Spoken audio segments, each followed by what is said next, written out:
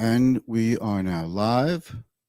Let's kick out the brand banner here and go straight to camera number one. Thank you for joining me. I'm Mitch Goldberg, your host of Be the Boss of Your Money. This is my live stream all about personal finance, investing, credit, you name it. If it's something that can help you be the boss of your money, we're going to talk about it right here. While you're watching this, if you have any questions, go ahead and ask me in the comments. I love to hear from you. And if you're watching in the replay, welcome to you as well. And certainly hit me up with your questions. It's the best part of this. I will see the questions and I look forward to getting back to you.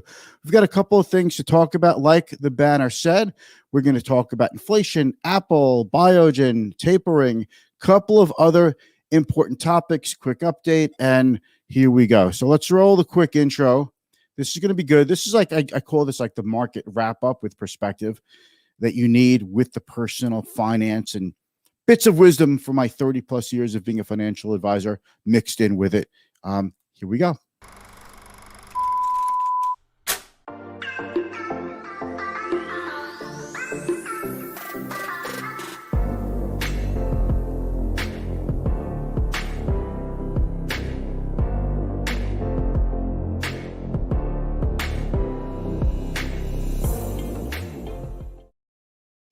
Hey, thank you so much for joining me. I'm Mitch Goldberg. You're watching Be the Boss of Your Money. It's my live stream all about personal finance, investing, credit, spending. You know what? If it's going to help you be the boss of your money, that's a very important thing. Then I'm going to cover it, okay? Because it's very easy to lose control of money. It's very easy to fall under the control of money, whether if you have it or not, right? The lack of it is a pretty bad thing, but having it and not managing it, that's also a bad thing. So we're going to go through a quick update here. We're going to talk about a couple of things.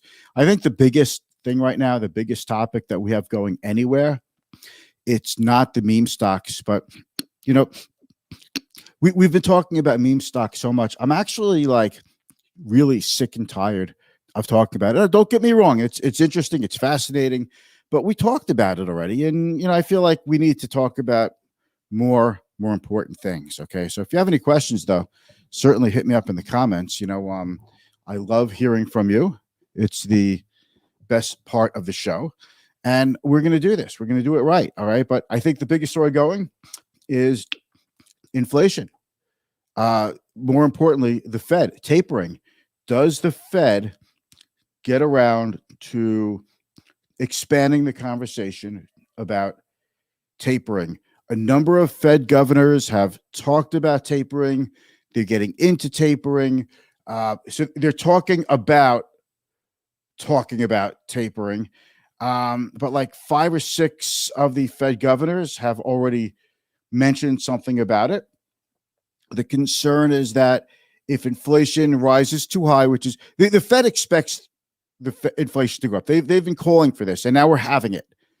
And now that we're having it, though, it's no longer philosophical. It's like, you know, it's here. It's like saying, I'm so brave with my beer muscles on, but when you're ready for that fight, you're about to get possibly punched in the face, you might not be as ready as you thought. That's just the example I came up with, okay? Let's just roll with it, okay? So if you're walking into the tapering and if you're thinking the Fed's going to taper, you've got reason to be pretty worried about stocks.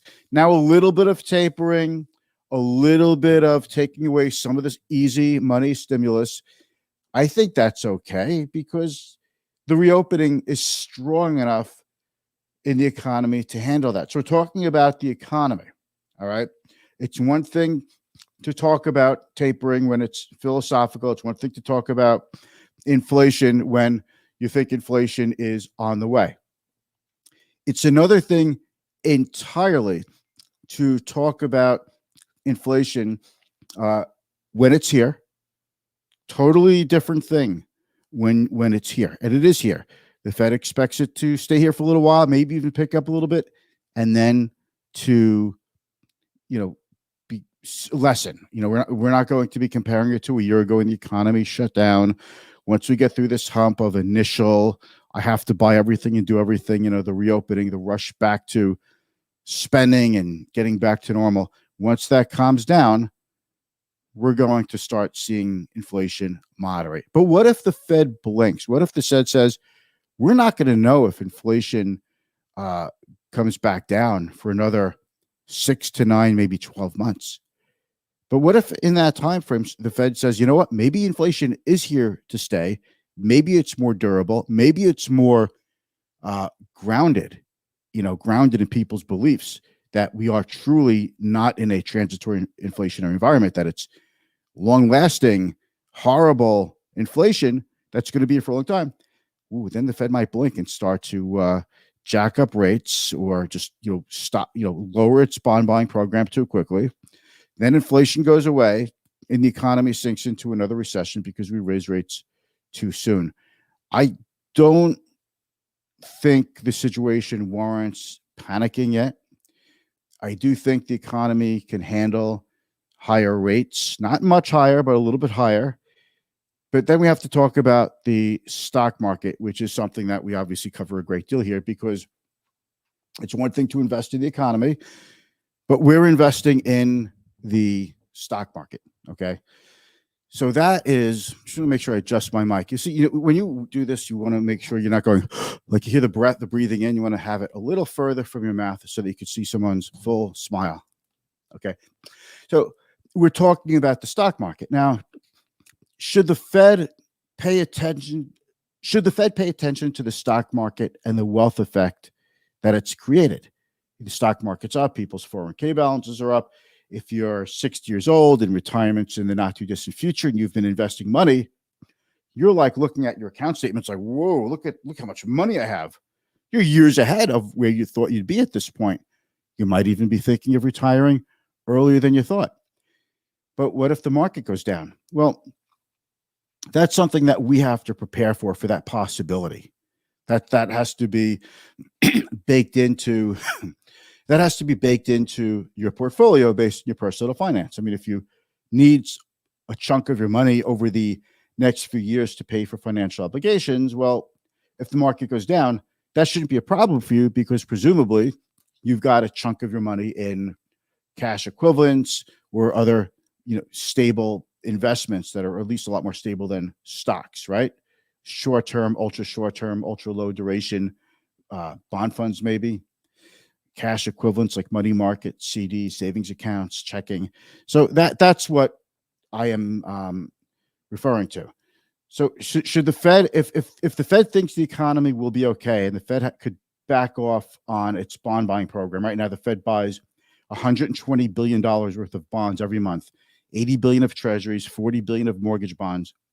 If they scale back on that and the stock market throws a hissy fit, should that stop the Fed? I think we all agree that the Fed can't keep buying $120 billion worth of bonds and printing that money month in, month out. It can't go on forever. Eventually, it's got to come down. Now, some people think it can't go on forever, or it could go on for a much longer time.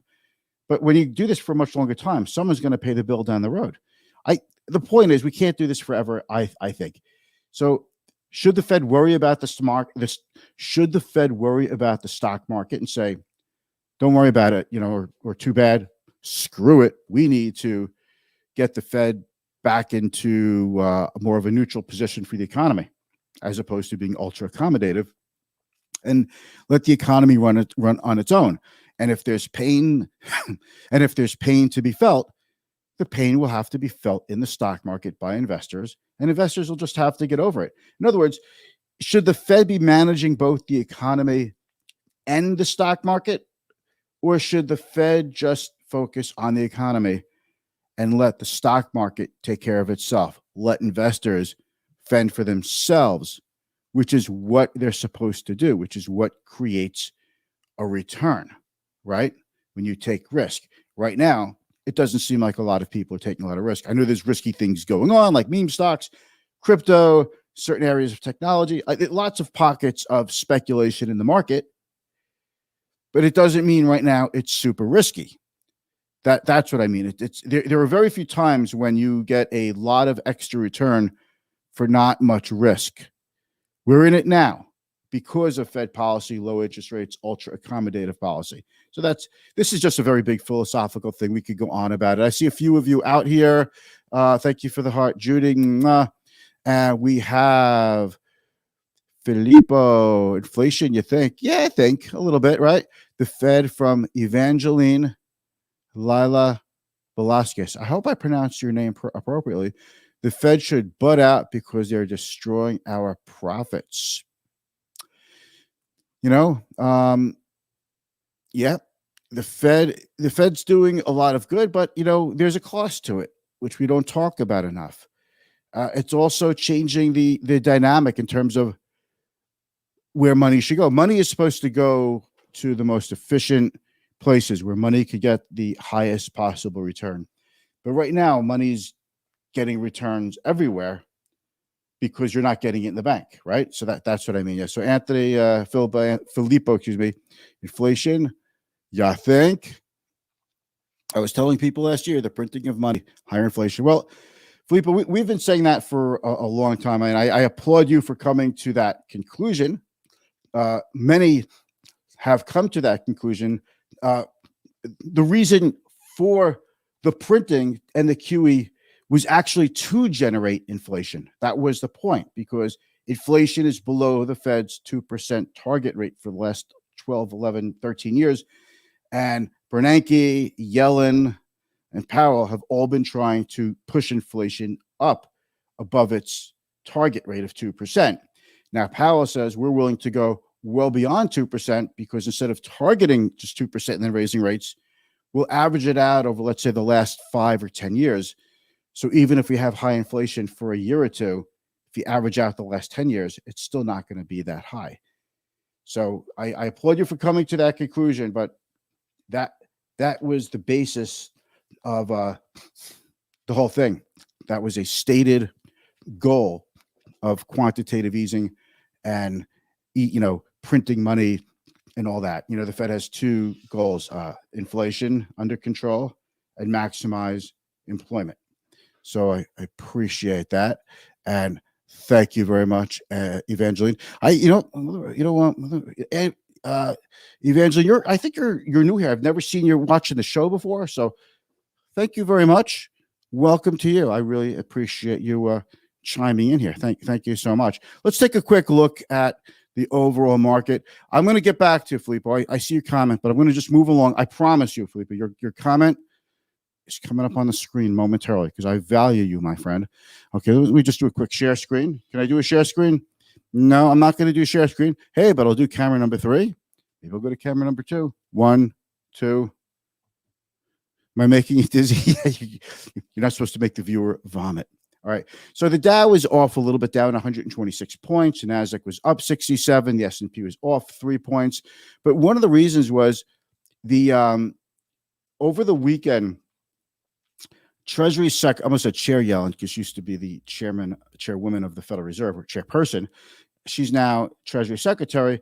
The G7, group of 7 nations, and that is France, Italy, England, Germany, U.S., Canada, and Japan, agreed to a minimum corporate tax rate of 15% to try to keep companies from running overseas to generate profits overseas where they don't have to pay any taxes at all. And people worried that it would hurt the likes of Facebook, for example. And Facebook had a real solid day. I think it hit a just about a new high, or we're very close to it. So that's one of the things to talk about. Some of the other things that we need to address right now is I want to just mention, we talked a lot about inflation and tapering. Let's talk about Biogen, all right? So I don't know if you heard, but Biogen is a biotech stock. It was up about $100 today. It was up even more at one point today. And that's a stock that I do have a couple of clients in that particular stock. But we've been waiting for a long time. Biogen's been working on a drug for Alzheimer's to slow down the progression. We don't have any drugs that slow down the progression. We have a drug, Aricept, I think it's called. It came out like 21 years ago. It helps control some of the symptoms, but it doesn't actually slow the progression. And this new drug from Biogen targets the I forget the name, the amyloid, like a layer, a coating that covers the brain, and scientists believe that is part of the disease, whether or not it is a cause or effect, there's still remains unknown, and there's a lot of mystery still to Alzheimer's as much as we think about it. But about 5 or 6 million Americans right now are suffering from Alzheimer's, and in the next couple of decades, we'll probably see that number go up to about 13 million plus. It's a horrible disease, and if you know anyone who has gone through it, it's really horrible. Uh, it just robs you of everything. Anyway, so this drug came out. It's still debatable if how well it works. I think a lot of people are surprised that the drug actually was approved by the FDA today, because it's the research on it is not that convincing to many people in the medical profession. But nonetheless, it came out. Biogen has agreed to keep studying and keep it in trials, and all drug companies do that with new drugs anyway. But it did come out today, and hopefully this will lead to some more breakthroughs and help more people. But that was the winner of the day. The stock was up like something like $90 or something today. And just see if I can get a quote on that. Biogen, it was up to 390. It was up $109 at 395.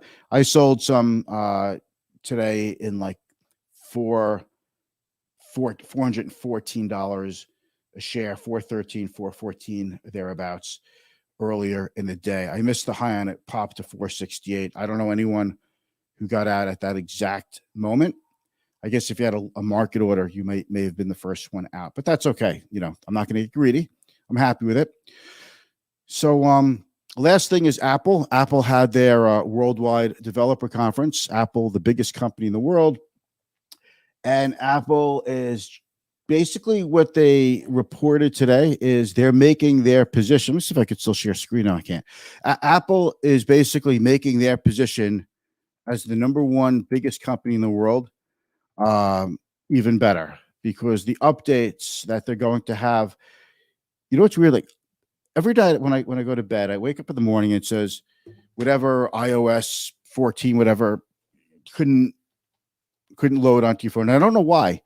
I finally got it onto my phone, and now they're coming out with 15. But version 15 takes FaceTime, and now you could use FaceTime with any phone, with a Windows or Droid device, what have you. Does anybody have Windows devices other than a computer or a laptop? Right? It's all Android and then Apple. But it's just going to make it a lot more user-friendly, and I think that's a big plus for Apple. And not only, you know, Apple would lock you in because they want you to use everything the Apple world hemisphere. I don't know, whatever word you want in the Apple world. But they're now making their technology play with the other kids in the block. And, you know, it's supposed to be a very good thing. So Apple is up a drop today. I don't think what they announced was totally unexpected, but it does make for a better mobile experience. So Apple continues to innovate and make their existing hardware even better. So let's see what Filippo. Remember, I promised you, man, I'd have this up. Recently, I saw the chicken and rice guys raise their prices from 6 to 7, been the same price for 20 years. When they raise their price, you listen. $1 trillion, not much, but it's almost 20, or $1, not much, but it's almost 20% raise in price. Yeah, I agree. I was talking to a friend of mine. He was like, we were talking about inflation about a year and a half, 2 years ago, when President Trump started to put in the, you know, when he started to do the tariffs on Chinese imports. And a friend of mine's like, well, I think it's good. So what? You pay for your, this is the exact example you gave. So you pay $11 for a shower curtain at Target instead of $9. But, you know, $2 on a $9 price tag, you know, that's a big percent. That's a big jump. So take that percentage and put it on your cars, your cameras, everything that you buy. And it is a very big deal. So I agree with you. It's just, do we stick with this?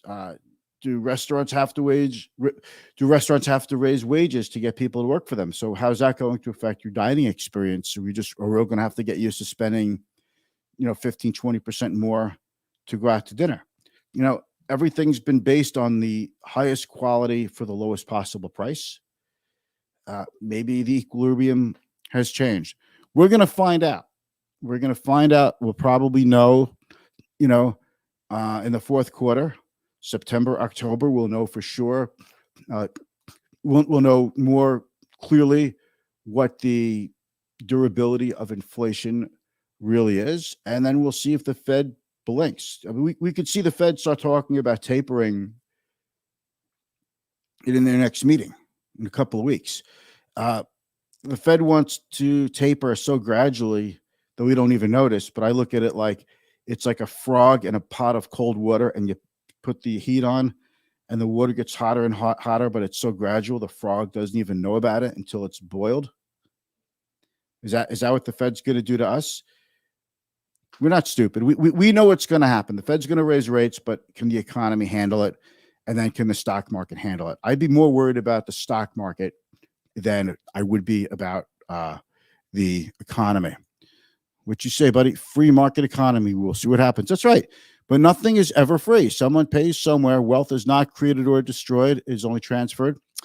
Well, that's what they say about energy. Energy is not created or destroyed. It is merely transferred.